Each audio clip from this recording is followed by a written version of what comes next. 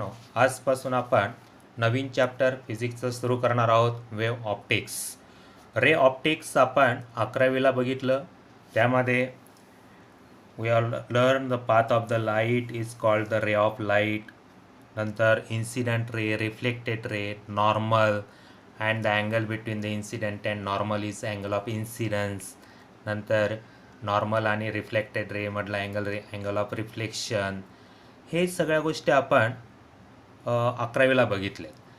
आणि reflection, refraction as well as Snell's law also we know that refractive index is equal to sine i upon sine R.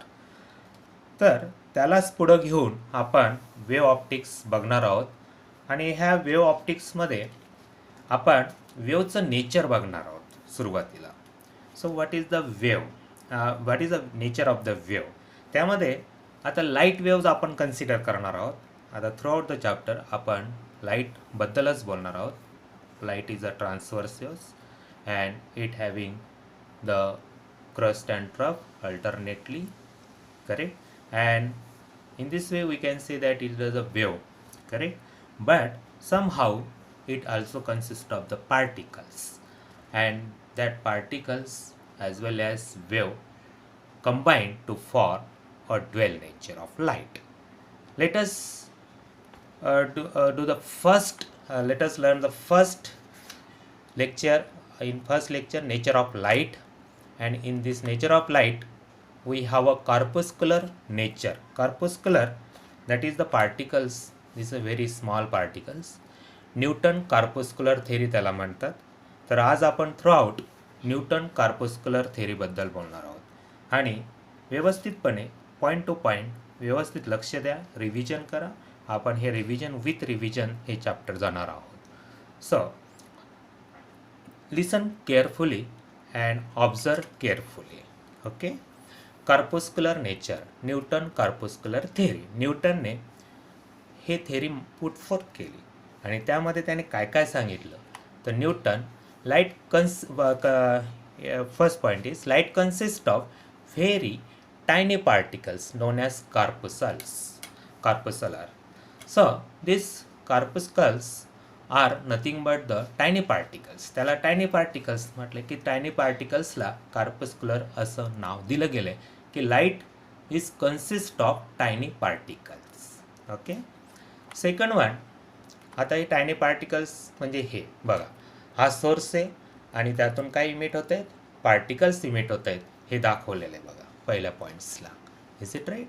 And this Newton proposed this particle theory of light, corpuscular theory of light, to explain that with, and he think that the light is a stream of line particles called corpuscles, like this stream of the particles, bundle of particles. त्याला काय म्हणायचं, corpuscular, correct? So light consists of very tiny particles known as corpuscular. This is the first point of this theory. Second one, this corpuscular on emission from the source of light travel in straight line with high velocity. This corpuscular emit म्हणजे इथून जे काही emit झालेले आहेत that travel in a straight line. बघा straight line आहे, correct, with high velocity, correct? This is second point. Third point, when this particle enter our eyes, they produce image of the object or sensation of the vision. Retina पार्टवरती जर काही particle enter केलेत तर they produce image of the object or sensation of the vision. Correct? की आपल्याला light आहे हे sensation केव्हा होतं, तर हे पार्टिकल जेव्हा आपल्या डोळ्यांमध्ये एंट्री करणार त्यावेळेला आपल्याला ती इमेज प्रोड्यूस होते and we get the sensation of the vision. This is third point. Fourth point, corpuscles of different color have different sizes. Corpuscular जे काही डिफरंट कलर्सचे आहेत ते डिफरंट सायझेस, म्हणजे डिफरंट सायझेसमुळं आपल्याला कलरचं सेन्सेशन होतं की different sizes of the molecules or particles gives the different colours. And this corpuscular theory or Newton corpuscular theory also explain reflection, refraction like this.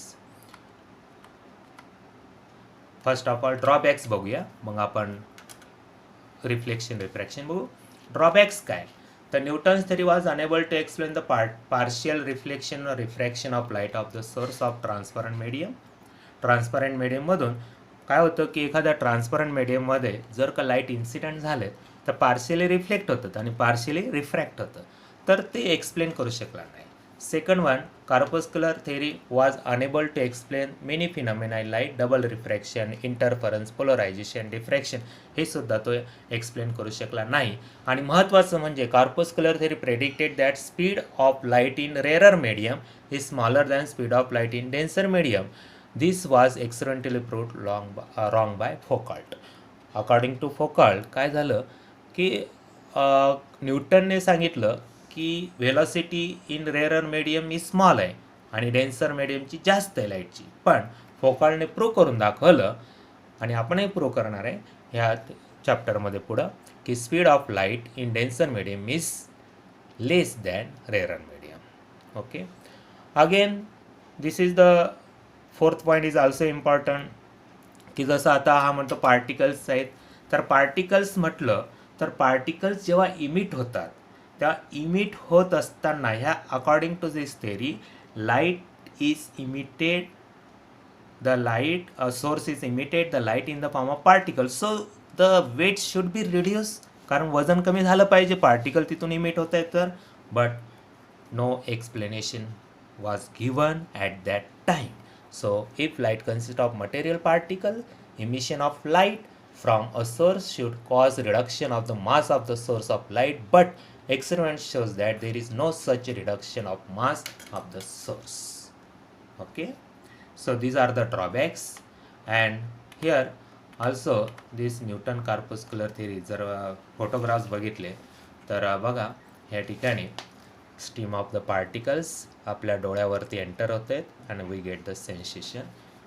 Okay, secondly this one light reflection त्याने ह्या थेरीने explain केलं की when this stream of the particles incident on this plane surface it is reflected back like this. This is incident corpusculars and this is reflected corpusculars. Similarly रिफ्रॅक्शनमध्ये पण this is stream of the particle enter and this is refracted, so this is refraction. ह्या पद्धतीने न्यूटनने कार्पस्क्युलर theory explain केली. Like this also this is the experiment already perform by this Newton corpuscular theory, and this is the photographs, and here like this is the entry and this is reflected back. बघा, this is reflected and incident and reflected. This is incident and reflected like this. Clear? So this is the Newton corpuscular theory. की ह्या Newton कार्पस्क्युलर थेरीमध्ये आपण त्याचे जे काही points आहेत की according to Newton light consists of the source of light. Light emits this emit the light is in the form of small tiny particles called as corpuscular, and when this corpuscular enter our eyes we get the sensation of light, correct, and different colors are due to the different sizes of the particles. And he also explained the reflection and refraction. Is it right? But some drawbacks is there, and therefore this theory was rejected at that time. And again the next theory was developed by Huygens, and it is a wave theory of light. We will see it in the next chapter. Okay, thank you.